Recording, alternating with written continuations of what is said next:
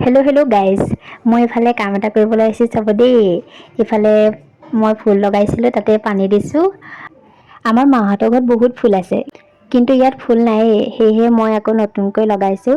এইফালে টাবতে ফুল দিছোঁ মই। এইফালে এল'ভেৰা দিছোঁ, গোলাপ, তগৰ এইবোৰ সকলো লগাইছোঁ দেই। ঘৰখনত ফুল থাকিলে পৰিৱেশটো বহুত ধুনীয়া লাগে নহয় জানো? লগতে ফুলবোৰ দেখি থাকিলে মনটোও ভাল লাগে। এইকেইটা ফুল পুলি নহয় দেই, কমলা পুলিহে। মানুহজনে লগাইছিলে, কিমান ধুনীয়াকৈ ওলাইছে চাওকচোন। আৰু এইফালে ডালিমৰ গুটি দিছিলোঁ, ডালিমৰ গুটি ওলাইছে চাবচোন দেই। এয়া চাওক কিমান ধুনীয়াকৈ পুলিবোৰ ওলাইছে।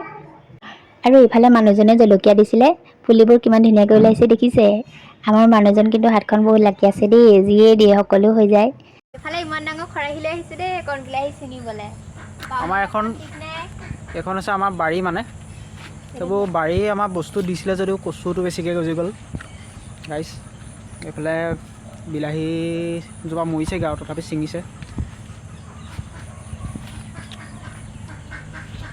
বিলাহীয়ে পাবলৈ নাই দেই।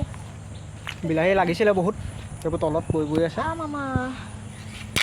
আমাৰ ইয়াৰ যিগৰাকী মানে ইউটিউবাৰ কণ্টেণ্ট ক্ৰিয়েটৰ, তেখেত অলপ দুখ পাইছে। হয়, মই দুখ পাইছোঁ অকণমান। আমাৰ এইফালে জাতিলাও চাংজোপা মানে পৰি থাকিলে বতাহত, তাৰপিছত তুলি দিয়া হ'ল বাৰু।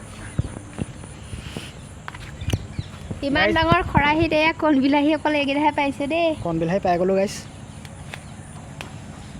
আৰু গাইছ এইফালে চাওক, বতৰটো মানে এতিয়া বৰষুণ আহিব নি ঠিকান নাই।